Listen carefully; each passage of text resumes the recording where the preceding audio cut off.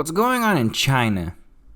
See, I asked this because there's a lot of things that go on in a multitude of different countries, but specifically in China, because it's China, it could be a little concerning. I'm bringing this up for numerous reasons.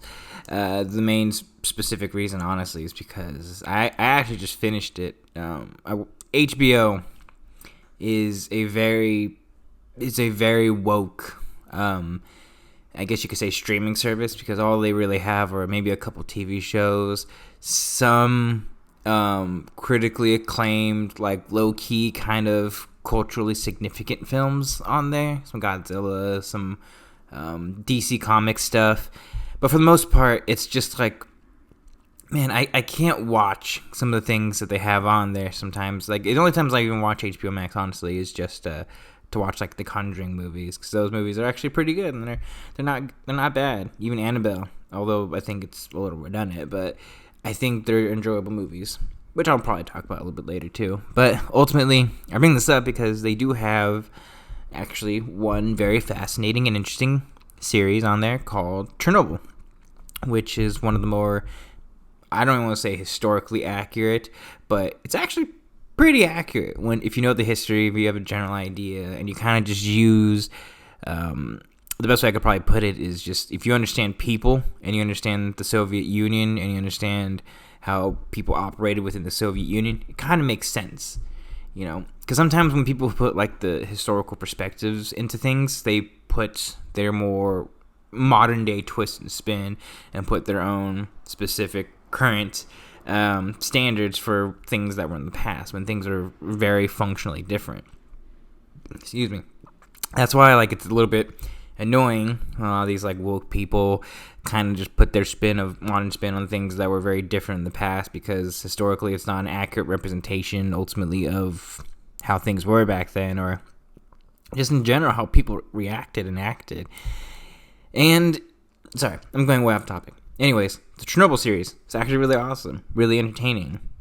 Chernobyl was probably one of the most significant instances and moments in world history that we don't really talk about enough. We don't talk about the ultimate significance of it, for instance, just how it basically changed how people saw nuclear power, the potential destruction, because ultimately it destroyed parts of the world, and people stopped using nuclear power in relative comparison, or they'd rather kind of go all in with, green energy and solar, and there was an aggressive push for oil really after that. You can see with how policies from numerous different countries really kind of went in that particular direction.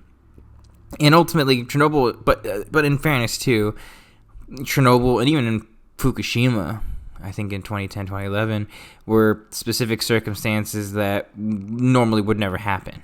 When I mean never happen, I'm talking about like Chernobyl, which is true, they technically created their own kind of bomb and explosion in a very nuclear melting reaction, meltdown for the most part. The only way you can do that is through that entire process of how they effectively did it, which honestly needed every single one of those specific things to happen in order for the nuclear reaction to specifically occur. Normally that doesn't usually happen. And come to find, when you learn about radiation, it's really hard to make things blow up like that, because you need a lot of energy. You need a lot of, in order for, because I'm an X-ray tech, in order just to create the literal energy to create X-ray photons to examine a patient, it takes a lot of energy. We need insane generators. I mean, I can only imagine hospitals and clinics electricity bill just to create X-rays and X-ray photons, and that's just X-ray. It doesn't even include CT, MRI, which you need a lot of energy just to create the magnetic resonance ultimately to create your T1, T2 images, and it's very difficult. I mean, Fukushima is a little bit different because that's just basically God saying, I don't know, I hate Japanese people, I'm just going to yeet them. Earthquakes, typhoons, and everything.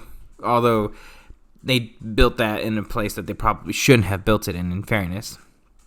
Sorry, long-winded explanation. Chernobyl's actually a very good series, and you guys should actually watch it. I bring this up because there is currently a unique story that's coming out that isn't, I don't think, getting, relatively speaking, enough attention. And that is a leak that's happening in China. I forgot where. It was in a specific province where they're building a bunch of nuclear power plants because China is going kind of balls deep into nuclear. Which, in fairness, is probably the only thing I could even say for China is like relatively smart. Especially since there is a relatively small push for them to get away from coal and get away from oil and to not be dependent on oil, which, say what about the Chinese and China in general. I hate them. They're monsters. They're authoritarian pieces of crap who ultimately, functionally, do not deserve anything good to come from them, except maybe the people. But even then, the people are just ultimately, captors of their own country for the most part. Mainly because their regime is ultimately just super authoritarian. I'm getting way off topic here. There's a lab leak, or not a lab leak. That's COVID. Never mind. Anyways, there's a leak, a gas leak specifically, coming from one of these nuclear power plants. And what's funny is that it just sounds exactly, to a certain degree, kind of like what's happening with the Soviet Union in a lot of ways. People kind of don't know what's really going on with China.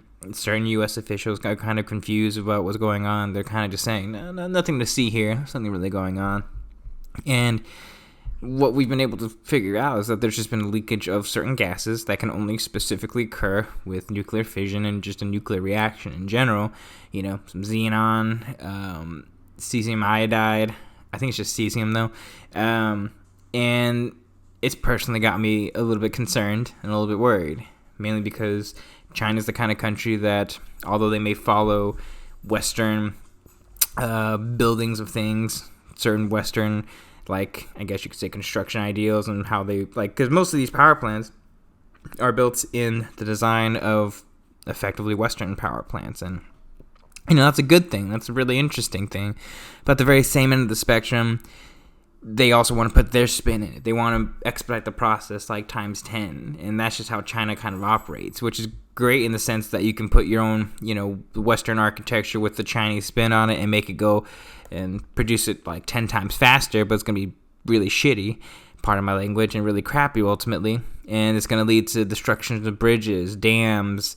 I mean, China's having a pothole problem that like it just seems like there's a lot of places where China's having their own issues that no one's even talking about, which I think is kind of funny because everyone's kind of freaking out about China. And don't get me wrong, I don't like them, and I think they are by far the biggest threat to the U.S. and all that. But at the very same end of the spectrum, it's kind of like, you see some of these stories, and you're like, hey, China, you all right? You doing okay over there? And this leak is not very good, because they're trying to hide a bunch of things, and they're not looking, and basically we're not looking in the right spots, I don't think, or we're not even trying to look at things in a much more specific way. Just a couple stories have come out, and no one's really talking about it. Don't get me wrong, this is probably nothing. This is probably not going to lead to anything, but I wouldn't be shocked if, at worst, or at best, a story that comes out, soon later, a lot of people dying because of certain radiation exposure from this leak. And I wouldn't be shocked either way if this turned into something that the world's ultimately going to see, in the sense of like Chernobyl. Is it going to be like a nuclear reactor meltdown? Realistically, probably not. It's more likely that they just basically have shoddy nuclear power plants that they're just trying to erect, and they're trying to do it in a way that's going to be cheaper, quicker, efficient, and ultimately leads to a lot more unfortunate nuclear reactor leaks. But it's probably nothing that's going to become what Chernobyl ultimately was or what Fukushima was. But it's something to keep an eye on, and who knows? It's mainly because, it's China.